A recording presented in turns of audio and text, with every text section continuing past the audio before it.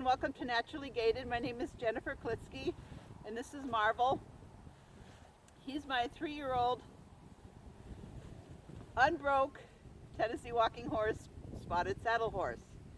Today is about the 8th time that we've lunged. We've got the bridle on, we've got the saddle on. I've got the rope halter attached to the lunge line. When you're lunging, it's very, very, very important not to get tangled up in your lunge line, because if the horse gets startled, you can get easily dragged, and that is very dangerous. You don't want to get hurt that way. The way that I do it is I like to collect my loops like this, and then I have it here and I have it here, and these knots kind of stop the horse a little bit, and I try to keep the horse relaxed and the attention towards me. Good boy. You're doing good, yeah. Good. Ooh, good boy. Things that I'm really liking: he's starting to relax in his movement. He's starting to stretch out his head and neck to a neutral position I like. He's starting to gently chew on the bit, not in a nervous way, but in a relaxed way. So what he's doing is he's tasting the bit and he's swallowing. So that's all good things, right? Yeah. So that's all good. And what I want at a walk is I want maximum overstride with the hind legs overstepping the forefoot print after it leaves the ground. So watch for that next time you ride your horse or lunge your horse. Notice in the ground, when the front foot leaves, where does the hind foot overtrack? Does it step in the hoof print, or does it step beyond? What you want is what they call an overtrack at a walk, or a flat walk, or a running walk, where this is the hind foot of the horse. It overtracks the front hoof print. So this front foot would be up here. So say this was the front footprint, it leaves the ground, and then the hind footprint, you want it to overtrack. So some horses, they step in the print, and that's okay. But what you really want is an overtrack, so that if this is the front footprint that left the ground, the hind footprint steps over it. That's what you want. So you can start looking for that when you're lunging your horse at a walk and encouraging maximum overtrack. This horse has really good overtrack, much more than any other horse I've ever had. So I'm going to keep asking for more and more and more. And that will make for better, smooth gaits in the flat walk, running walk, and foxtrot.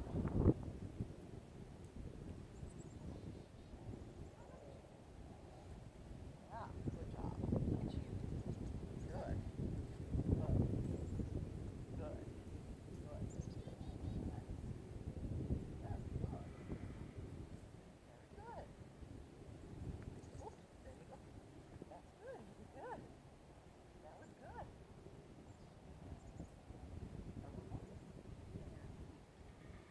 All right, we're going to go the other way.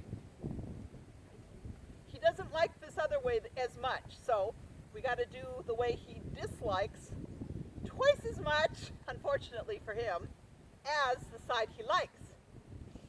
That will make him more ambidextrous. What we call in dressage straight. Straight does not mean a straight line. Straight means equally symmetrical on both sides. So going to the left is just as easy as going to the right.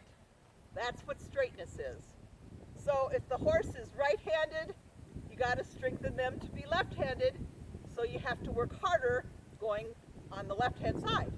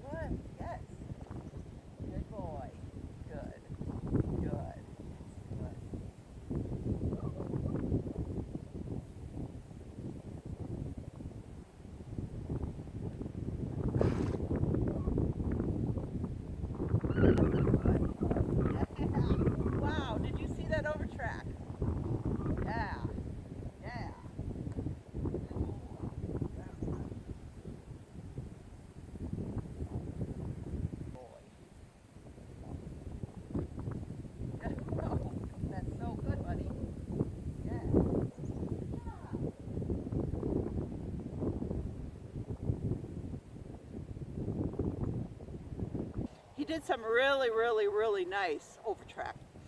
Yeah, and that's what I want to keep encouraging. When he's in the walk, when I'm working him in the walk, which I'll try to do as much as possible when I'm working him on the ground before I start this riding stuff, is really try to get him in this neutral position, this relaxed, forward, not rushing, but a forward relaxed position where his head and neck telescope forward, his nose points forward, not necessarily to the ground.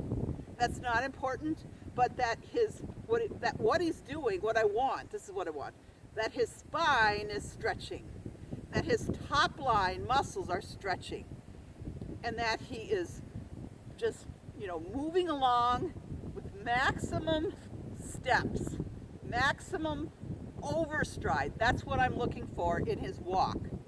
Because what that will do is that will help him develop his best flat walk and running walk as we progress. And that kind of walk really helps them relax. Now, it's important that I mix it up. You have to know the kind of horse you're working with. This particular horse gets bored very easily, and he has to have a reason for what he's doing. He's similar to Lady in that. It's like, why are we going around in circles? Oh, that's why we're doing this. I mean, he's got to know, you got to explain to him why we're doing what we're doing. He's got to have a reason, otherwise he gets bored. So this horse just needs it mixed up, makes it interesting, changing directions. He just needs, right? He just needs things to be explained in a way that he understands. And then he needs a lot of encouragement. He loves encouragement. He's very extroverted. He's very sensitive also. So when there's sudden sounds, he gets very excited. So I just need to help remind him, you're going to live through this. And I need to be solid and confident and relaxed myself so that I transmit to him confidence. Because I don't want him to look at me and say, wow, if she's afraid, I really need to be afraid. No, I don't want that at all.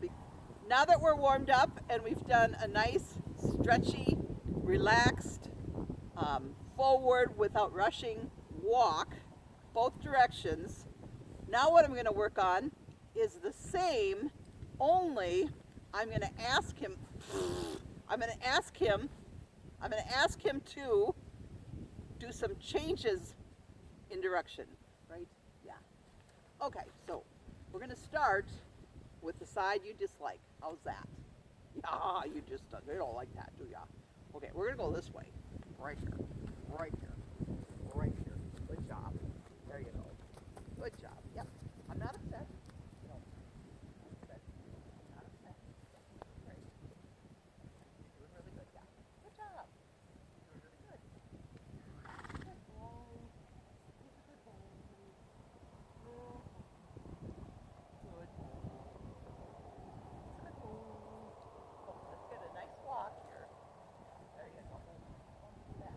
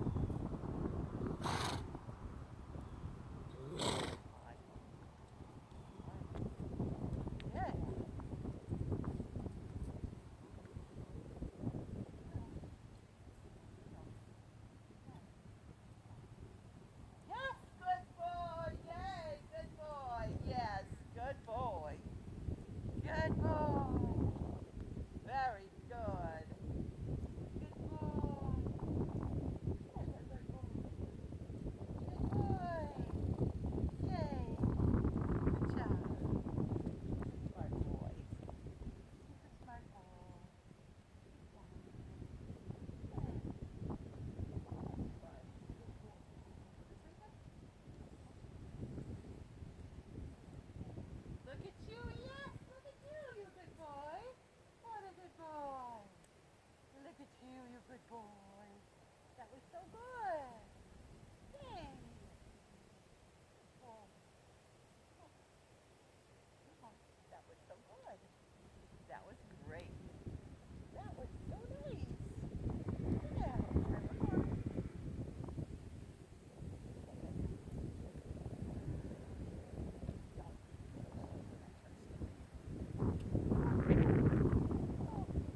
Don't stop. Yeah, we don't need to stop. One more.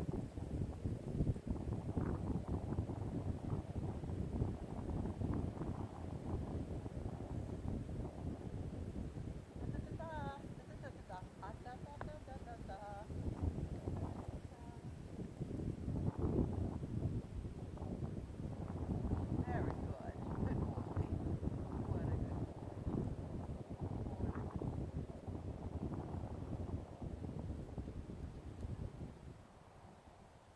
Yay, good boy. You're so smart. Oh, you're so smart. You're so smart.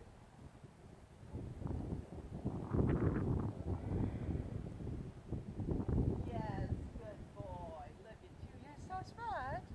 Ooh, you're a smart boy. You're so smart, this boy. You're so smart. You're so smart. You're so smart. Ooh, yeah. That was so good. I hope you saw the improvement on the lunging video 5.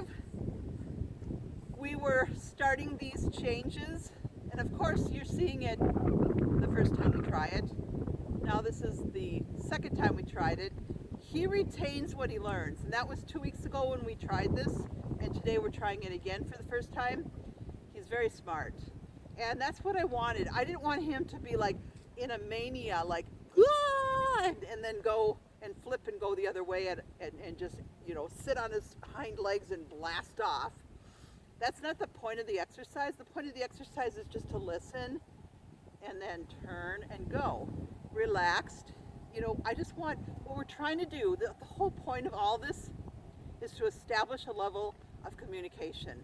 We're starting to understand each other. We're starting to understand each other and speak a language we both understand. So it takes time to do that.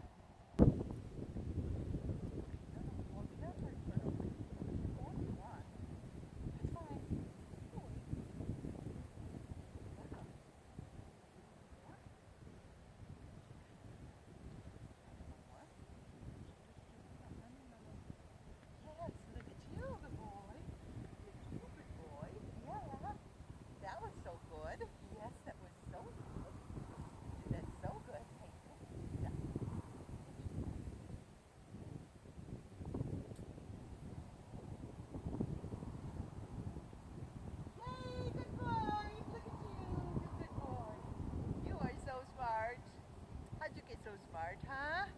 You are so smart. You're a good boy. You're such a good boy.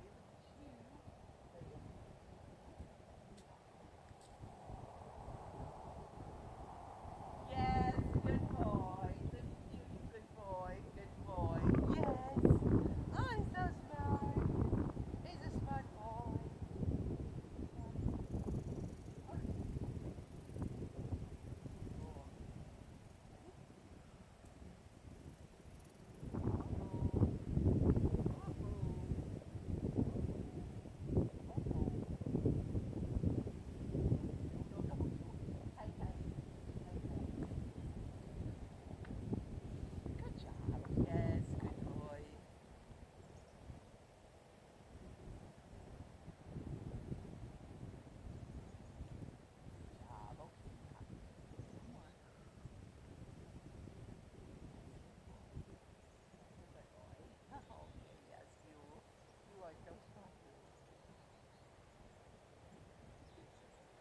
So as we do this, you know, the foundation of all of this is relaxation.